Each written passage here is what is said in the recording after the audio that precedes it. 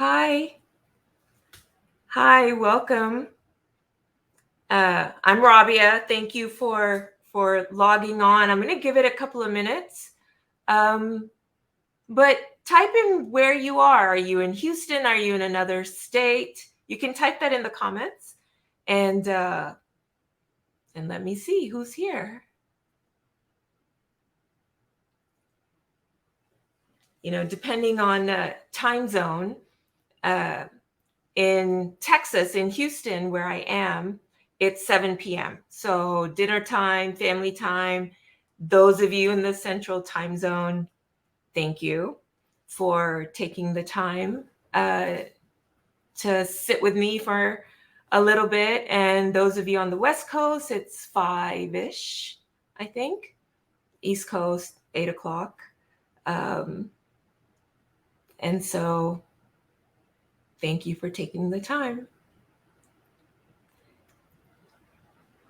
Tell me this, for anyone who's logged on, type in the comments how you feel right now.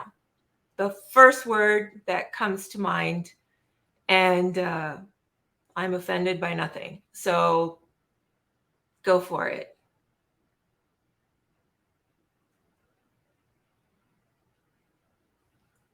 Everyone's shy.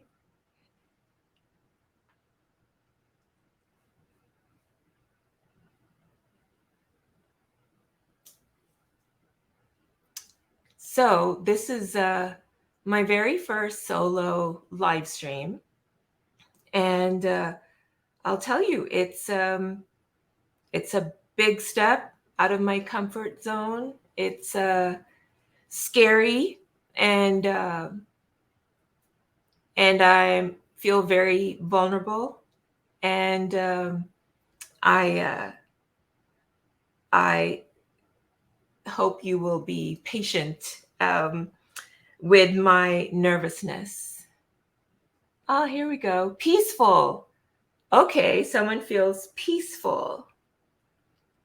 Come on, guys. I know someone feels something. Hungry? Hangry? Just getting settled. Got it. Got it. So as more people will let me know how they're feeling right in this moment, I was asked the question recently that if this is so out of your comfort zone, why are you doing it? And my answer was, because I have a lot to say to you. There are some very important things you need to know. And I don't say that with arrogance. I say it with the belief that if each of us had the opportunity, the access, the information, accurate information, being exposed to ideas that and viewpoints that aren't easily available, or maybe they don't quite fit into the bubble that we all live in.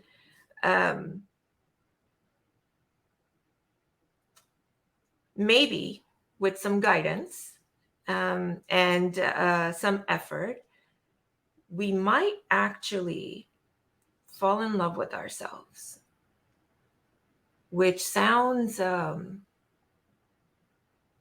extreme.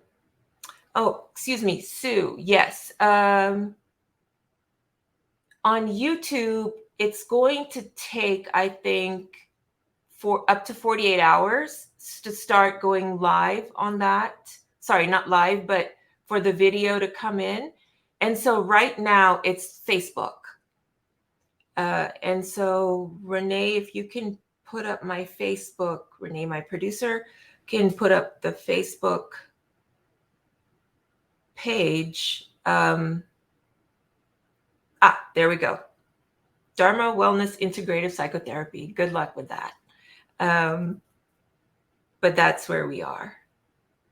So as I was saying, because access and opportunity and environment are so critical to uh, our behavior, to our feelings, to our thoughts. If we can broaden the bubble, the awareness, and fall in love um, with ourselves, it makes life easier to navigate. It makes us uh, it makes us treat ourselves and other people in a more compassionate way and a more empathetic way.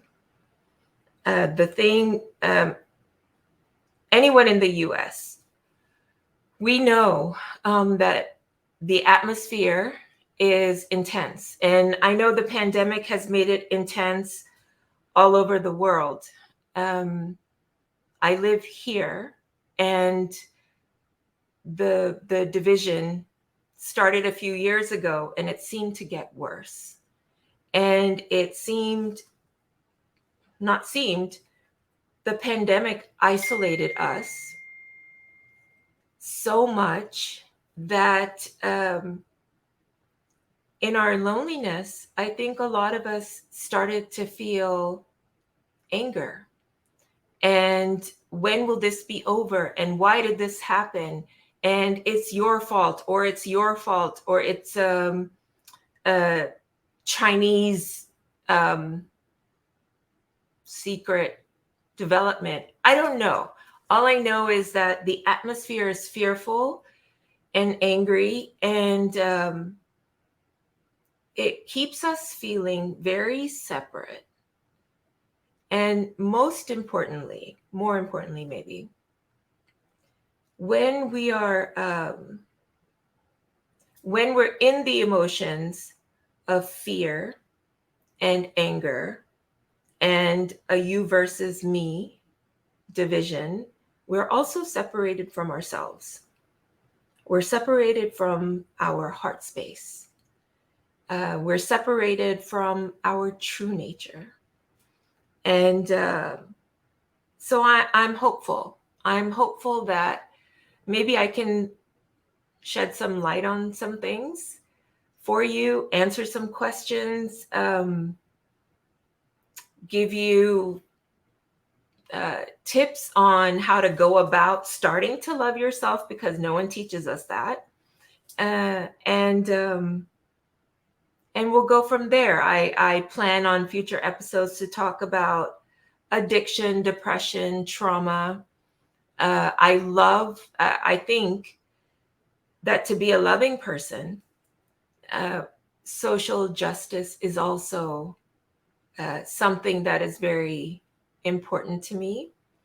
It fits in with my spiritual view of fairness and equality and togetherness and love and compassion and all that good stuff. So yeah, there will probably be some political issues that we cover, and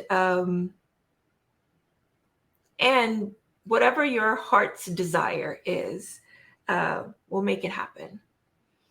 I wanted to actually start this live stream, I think by the summer, my practice, I'm a psychotherapist. My practice was getting inundated with calls because people are suffering a lot. And the first month, the second month of a pandemic, it was almost nice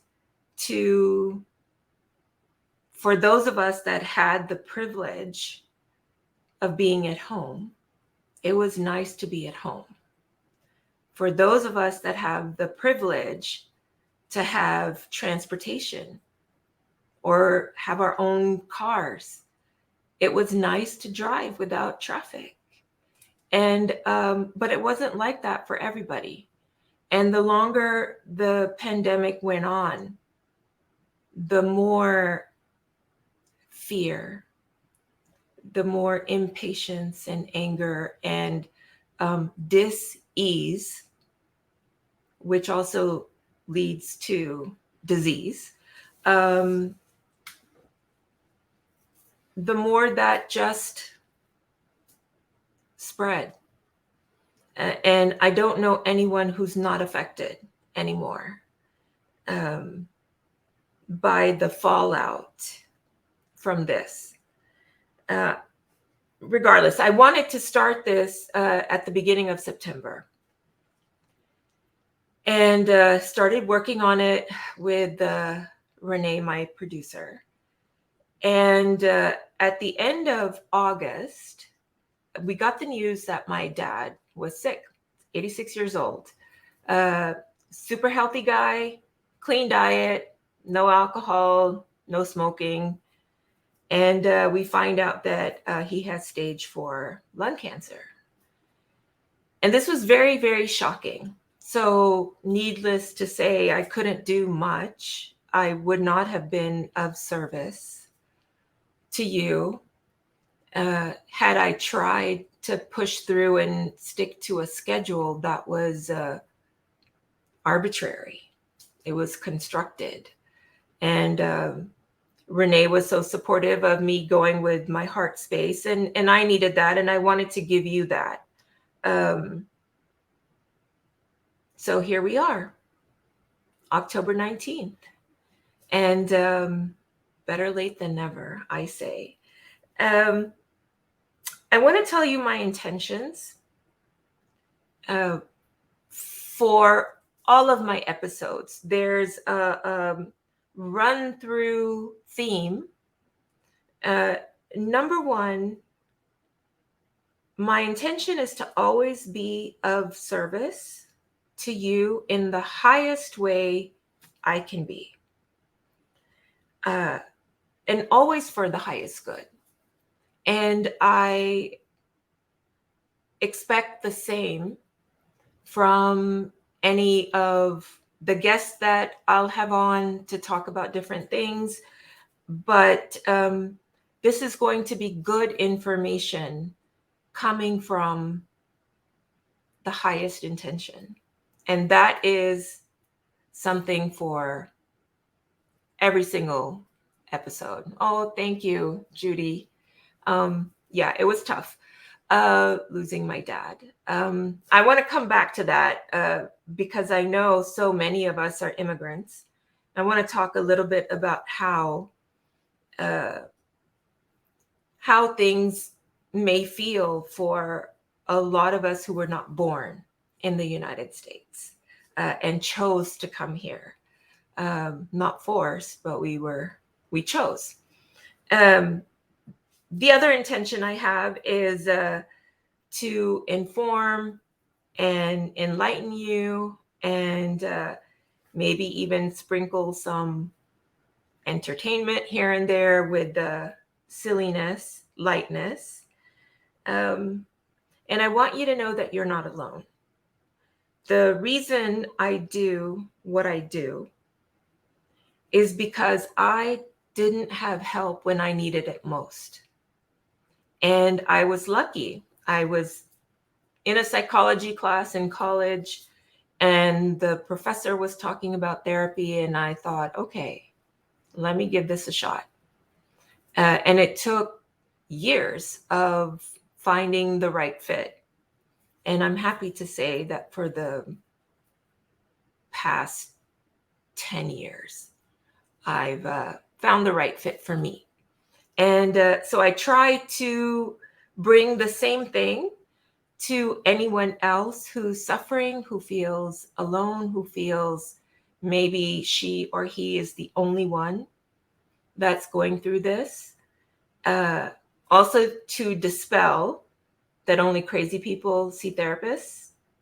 Crazy people often do not go to therapy. So FYI, I want you to know that. As I was saying, for those of us who are immigrants, losing a significant elder can feel like a bit of your connection to home is lost.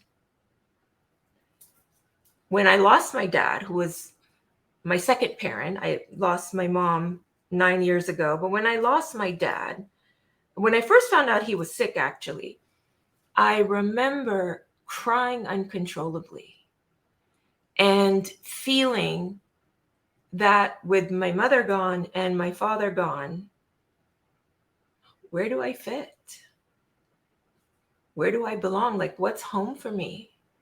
And I haven't felt that way since, and I hope I'm not offending anyone. I don't mean to. I felt that way when Trump got elected. I thought, oh, wow, I thought I belonged here, but I guess I don't. And it was a very, very lonely feeling. And then the next time I felt that was when he did a Muslim ban in, I think, January of 2017. And I had this very seemed irrational, fear that stormtroopers would show up to my house and take me away from my husband and my daughters because they're American, and they don't have Muslim names.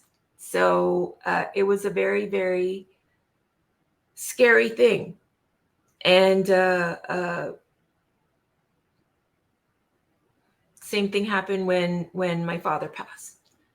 Where do I belong? And over the years, I've found out, heard, realized that most of us feel that we don't belong. We may not fit in with our families. We may not fit in our faith community. I came here when I was 7 years old, so I'm really not exactly first generation. I'm 1.5, 1.5 generation. And so for those of us that have a foot in each world, oh no, excuse me, sorry. How did that happen?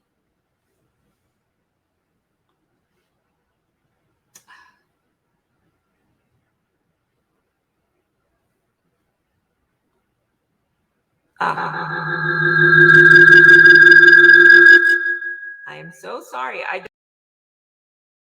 I don't know what is happening.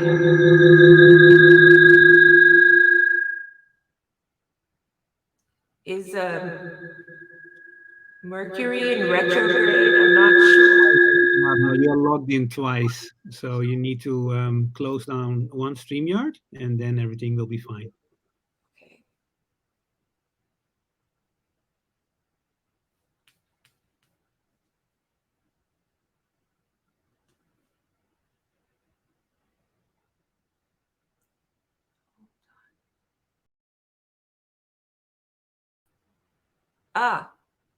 Yay, there we go. I apologize. Like I said, this is brand new for me. And technology is not my strong suit. And I think most of us realized that when we had to work virtually. And I think it's been such a humanizing and equalizing thing, to be at the mercy of things that we don't know much about. Sorry, I'm thinking, where was I? I don't remember. I do remember I was talking about feeling at home and how many other people feel that way, within their families, within their faith communities, within their neighborhoods, in their schools, even on athletic teams and Boy Scouts and Girl Scouts. I don't know anyone who hasn't at significant times felt that I don't fit in, I don't belong. And where is home? Oh, home. Where am I from? I think that's what you're asking. I am from Pakistan. I was born there, and my family moved here late 1971. And my parents chose to come here and had the privilege of being able to pick up their four kids at the time. We're five now, four kids at the time, and move across the world and make a life here. And I'm very aware of that privilege of choosing to come here, and of being a citizen, uh, and not having to live in the fear that, well, until January of 2017, not live with the fear that, oh, any day now they're going to find me, catch me. I'm undocumented, but I was born here. That kind of stuff. So, yes. The deeper question, Danielle, who said, where is home? Uh, that's another thing that I will be coming back to over and over. And that is the home we carry inside ourselves. For me, I can close my eyes and see my home country, the house. I can smell the earth because it smells different, the air smells different. And in my imagination, I can hear dogs barking and traffic, and I hear everyone speaking my language. And so home is now in my heart. I carry it with me. Um, but that takes some work. That takes some work for me. It's not easy. And it's not easy for my clients who come to see me. Um, okay, any other questions? Come on, guys, you gotta ask me some questions here. Um, if, for those of you that missed the very beginning, type in the comments how you are feeling right now. One word, two words, whatever's at the top. Oh, so it's not wrong per se to associate other people with hominess. Hominess, sorry. What does that mean? I'm not sure, Danielle, what you mean by hominess, but tell me a little bit more. And then Judy here, question. Here in Los Angeles, there has been a lot of bad behavior.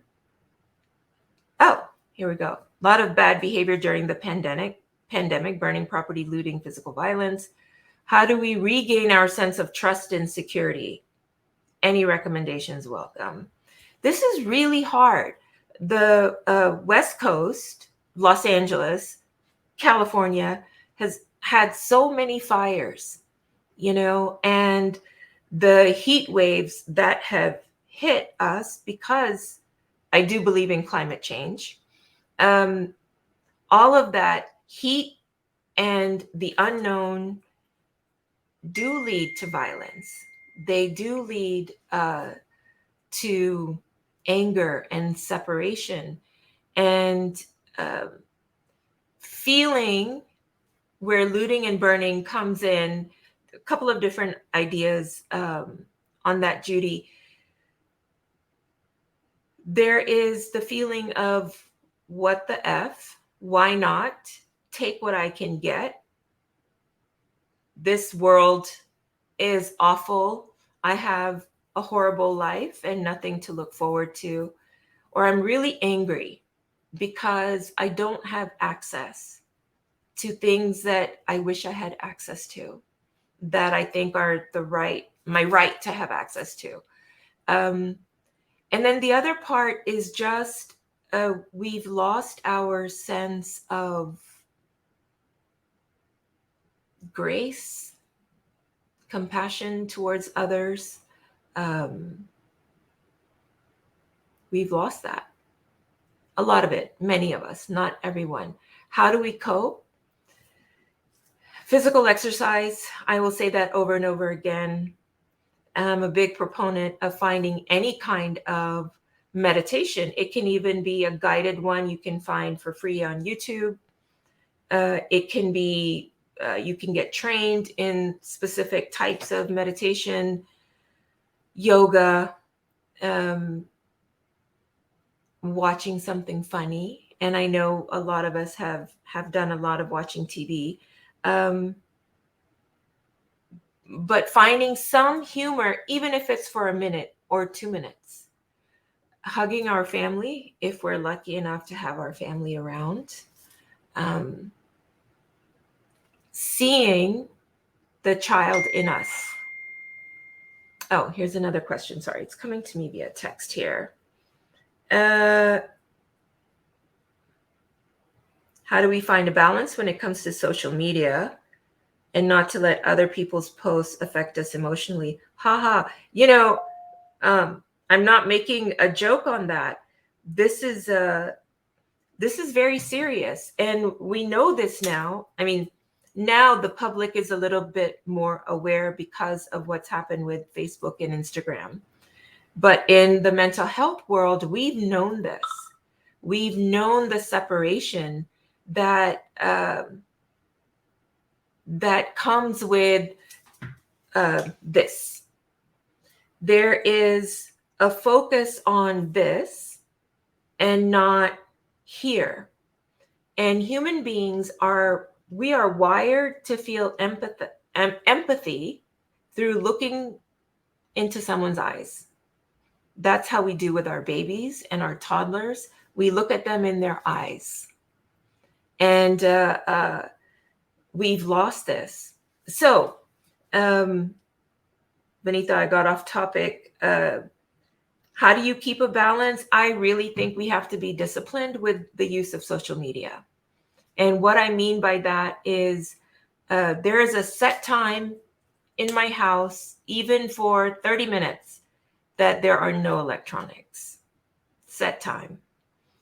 I don't know how to protect my 10-year-old daughter without also being off social media myself, and making it not like everyone's doing it, mom and dad do it.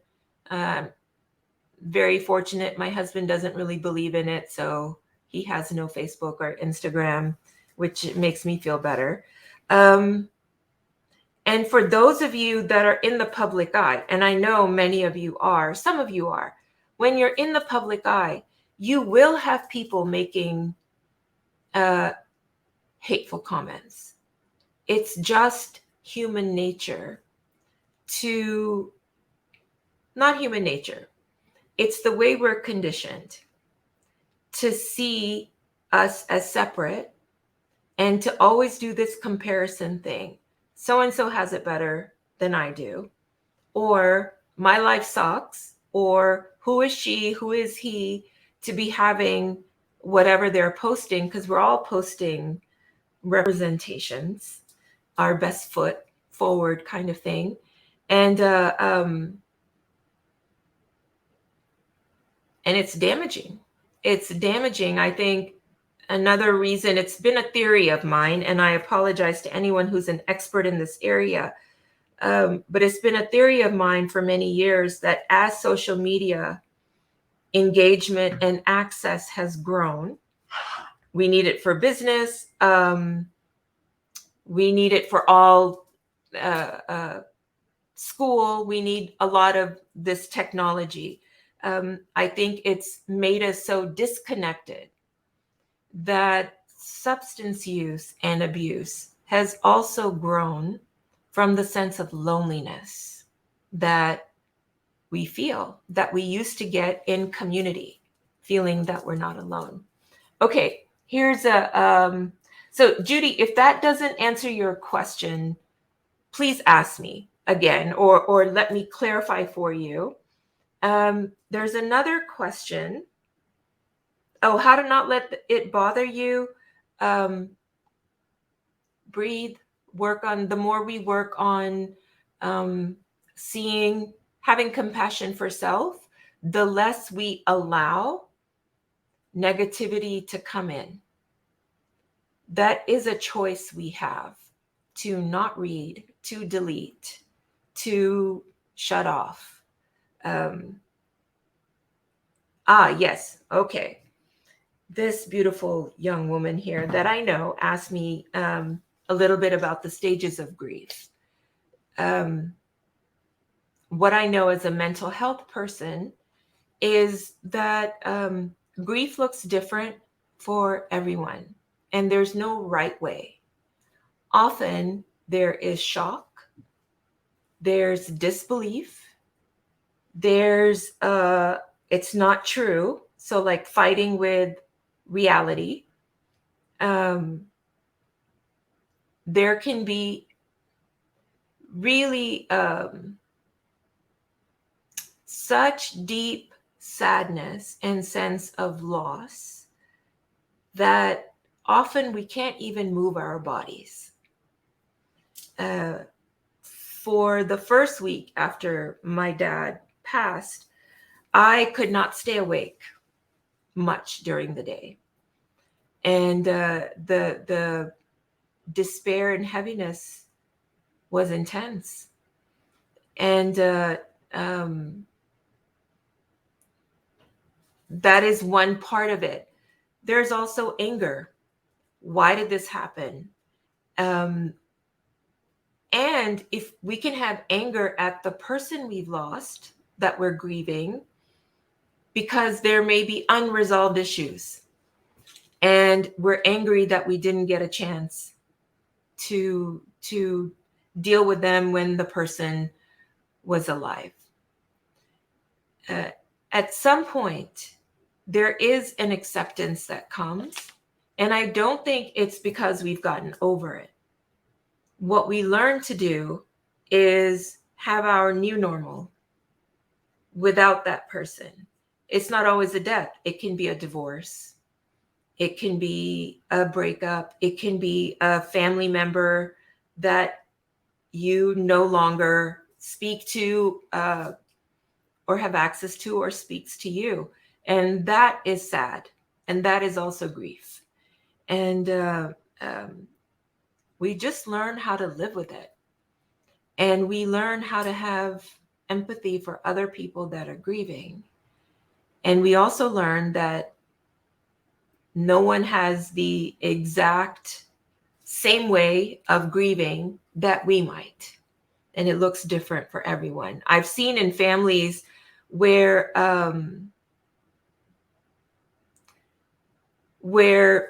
people get upset at other family members because they're not sad enough, they're not crying enough, or they're not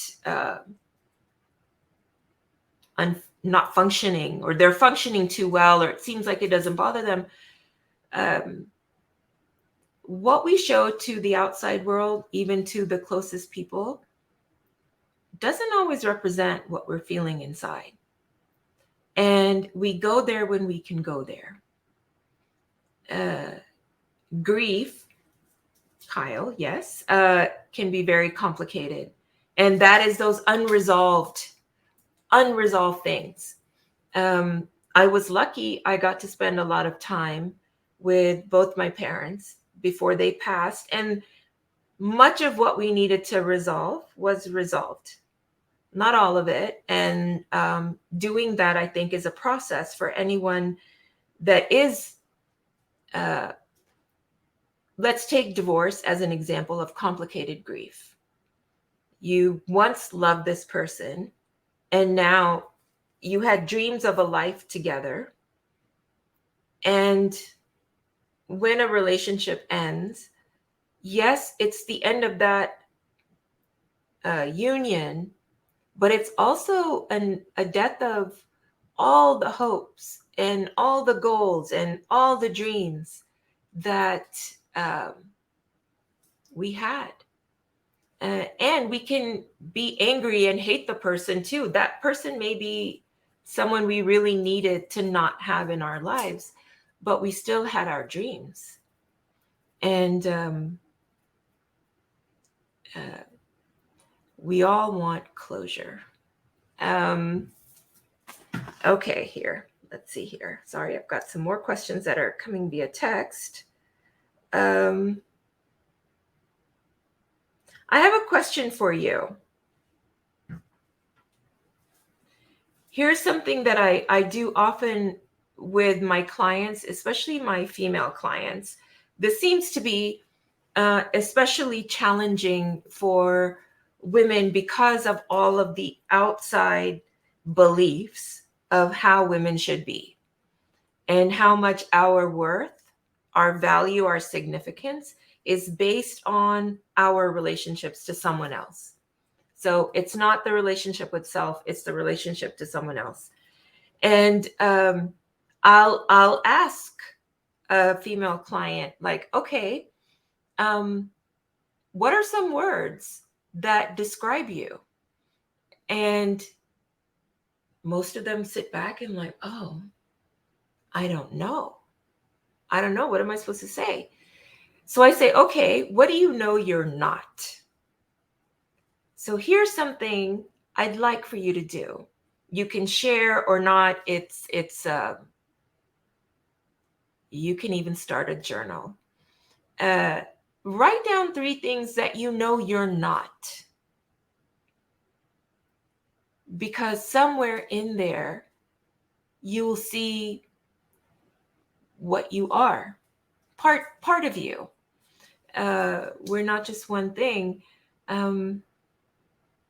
It can also be helpful to write down our top 3 most annoying, irritating things that we notice in other people. That is also somewhat of a mirror of us, and which sucks to hear. I get it. I don't like that either, but it's the truth.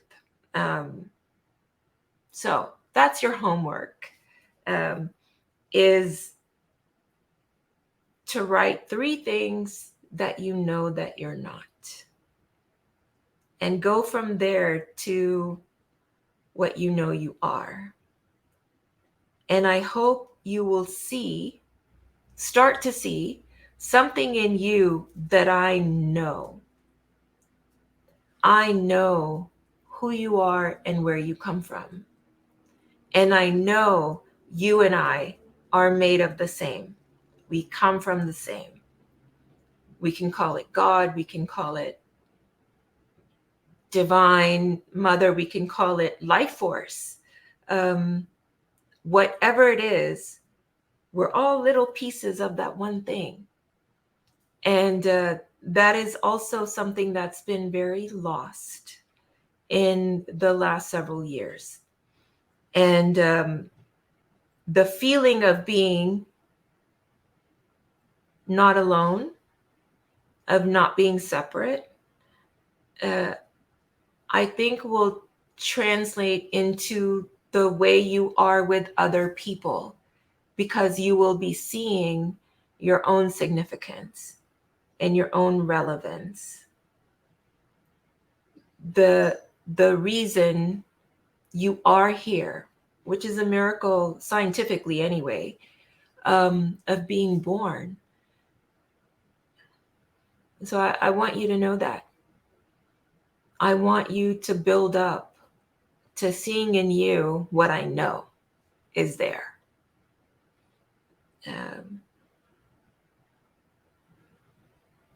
Yes. Another. Okay. When other people make us feel at home, is it wrong? Of course not. If not, where's the line? How much we have to feel that way on our own. So, yes, we're wired to be connected to other people. I mean, humans are pack animals. And we do better when we rely on each other and can be dependable and work collaboratively. We actually do way better in surviving and thriving. So I think it's great to feel, if there are people you feel at home with, that is amazing.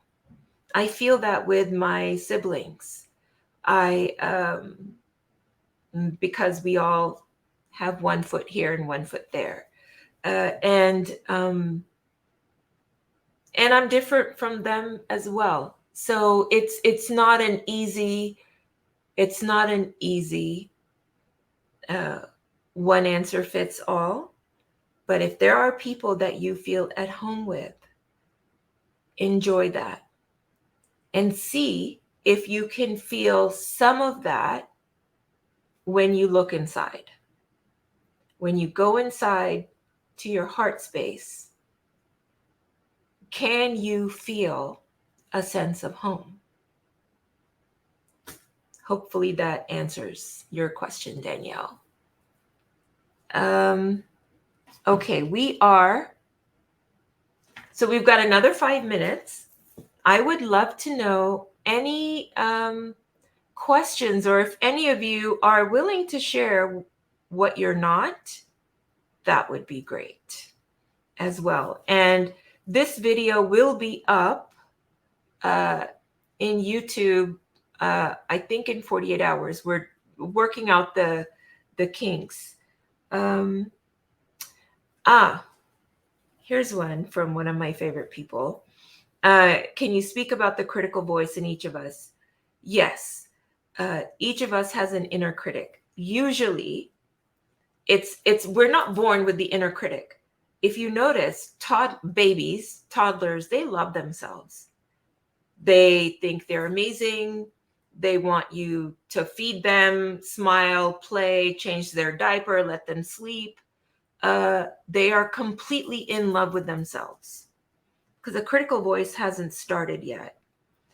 If they're lucky, they're not beaten up too much as they go through life. But most of us hear what other people say about us, about people like us. It can be gender, it can be sexuality, it can be race. If we have critical parents, that voice that was mom's or dad's morphs into our own voice. So we are shaming ourselves, telling ourselves, you're stupid, you're fat, you're ugly, you'll never be anything. Who are you? I hear this a lot with women. Who are you to be shooting for the stars, you know? And so that inner voice, that inner critic is internalized from the outside. We are not born with the inner critic. We are born completely in love with ourselves. And then it gets kicked out of us. So self-love is about falling back, remembering who you are, and treating yourself the way you would treat your child, your baby. Oh, here we go. Another, I am not, oh, what is this? Sorry. Being peace with the whole is a massive. I believe for much of my adult life, but I lost it for a while. Yes. Sorry. Thank you, Renee, for putting that up there. Wendy is another beautiful, beautiful person. We're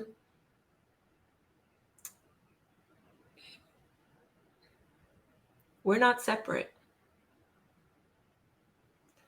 And believing that we are, although for practical purposes, we are in human form. So there's your body, there's my body, there's the wall, the car, the lights, all of that. But our hearts, our essence, we're not separate.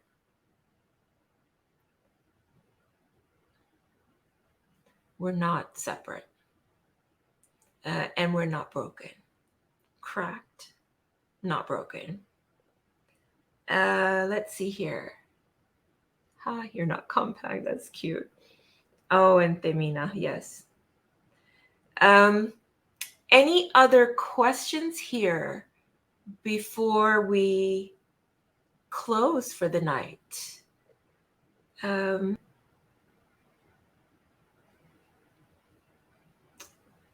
oh, yes. Oh, Saima, good question. The self-love and seeing it as being conceited. So often we find this, again, I'm not always going to harp on gender, but we really need to know how women are messaged and how men are messaged. And um, to be self-caring, to love yourself also means knowing the dark parts of you, the parts of you that need more work, the parts of you that can be mean or unfair or um, things that we often don't like in other people, quite honestly. We have that too. And so this, you're not all that. We need to stop saying that because actually each of us is all that. And to not believe you're all that, and all that isn't perfect. All of that is good, bad, and everything in between. All of that is the three-dimensional human being that has been through stuff, that has privilege to not go through what others may have gone through. Um, we're all that. So let's see. Any thoughts on preventing anxiety? Yes. So anxiety is tough because we're set up for anxiety. The world. I'll speak with about the U.S. The U.S. is set up on a go mentality and a more mentality, and fear of the future is anxiety provoking. What's going to happen? Not I'm okay right this minute. What's going to happen? How am I going to do on this? And so anxiety is real, and it's a social. It's when we're in the future thinking about things that haven't happened, may or may not happen. And I don't think it's wrong to think about the future and to prepare for the worst at times, like hurricane season and all of that.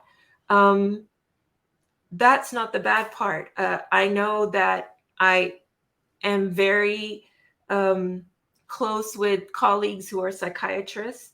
They are very careful with medication, and I think medication is warranted. I don't think medication by itself. I think exercise and eating right, which sounds so ridiculous, but it's so true, really can help manage anxiety. And if I did not meditate every day, thank you to my therapist who suggested it. If I did not meditate every day, anxiety would often get the better of me, even knowing all that I know. There are various breathing techniques that that can help. Uh, holding your breath, emptying your breath, inhaling all for the same number of counts, 4, that kind of thing. And again, I'll go back to yoga. Yoga, whether you do it online, if you're privileged enough to have internet, if you do it online or you do it in a studio, uh, yoga is one of those universal things that I know we didn't get into chakras and the energy healing side, and how I got to that space. We'll get to that. But yoga is one of those things that, and it's ancient, it moves every single energy center in our body. And we do yoga. Initially, we did yoga so that our body could be peaceful enough to sit and meditate or to lie down in shavasana at the end of a yoga practice. That is what all the movement is for. It's for the enlightenment that happens after we've moved our bodies. So, Hamad, I hope that answers your question. Um, how does an empath protect himself when the outside world can be dark? Um, um, that's a really good question, Tom. Empaths are, it's in our common language now that empaths are very sensitive to the world around them and to other people's feelings, and often cannot tell the difference between their feelings or someone else's feelings. And so it takes a lot of work of grounding, um, uh, and slowing down and stillness to work on our grounding that can help us start to figure out what is ours and what is someone else's. And in the way the world is right now, at least in the U.S., um, the way the world is right now, we have to work a lot harder at protecting ourselves when we leave the front door. What I mean by that is making sure that we're connected to the earth, making sure that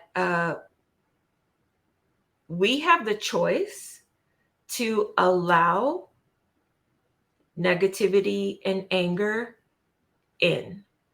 We have the choice to take offense. I rarely get offended now because I didn't realize I had the choice of not being offended. If you are trying to offend me, that's okay. It doesn't matter because I'm not going to take that from you. And that's easier said than done. It's a lot of work, Tom, especially for sensitive people. It's a lot of work, but it's worth it because our body starts to break down when we take on too much of the outside negative feelings, when we don't know how to block. Um, our bodies start to break down as we get older, and then we're more susceptible to disease. Our immune systems go down. Um, and so I will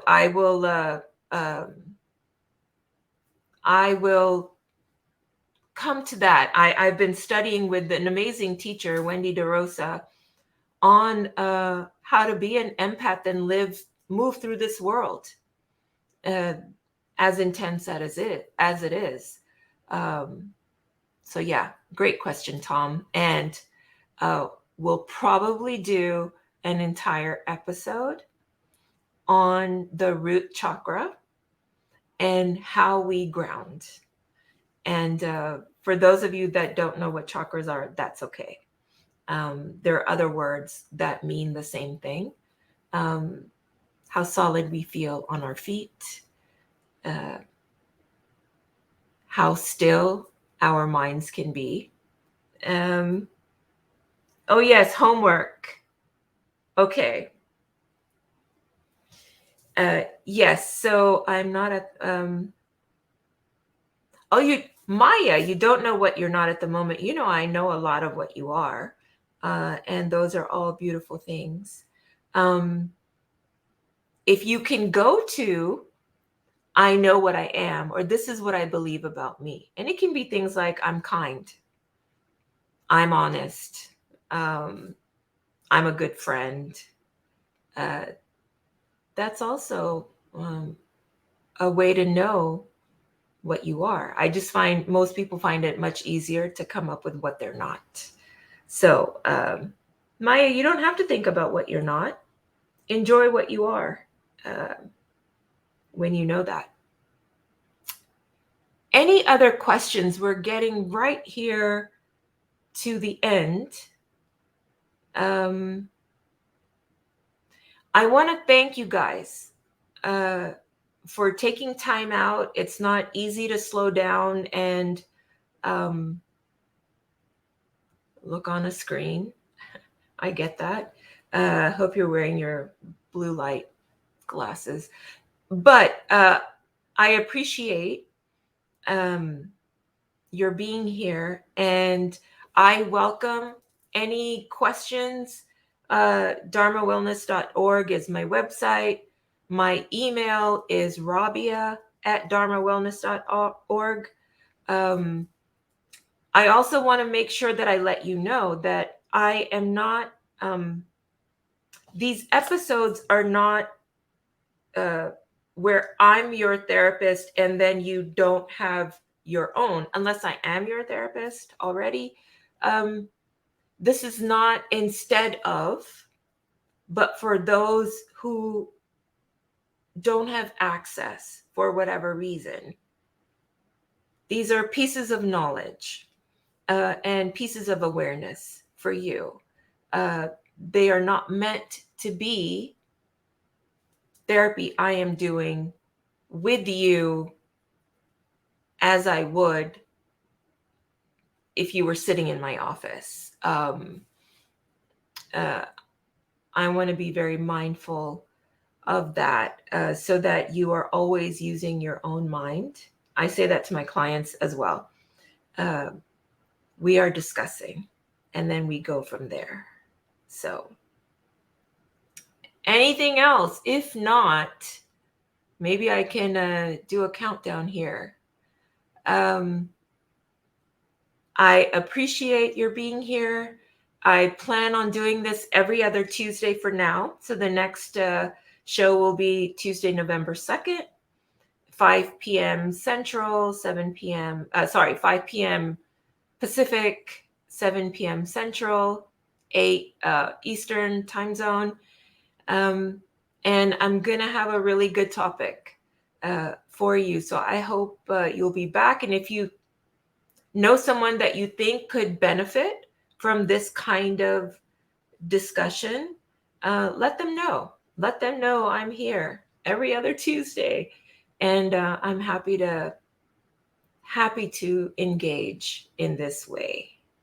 So, thank you. Thank you very much from the bottom of my heart. I see you.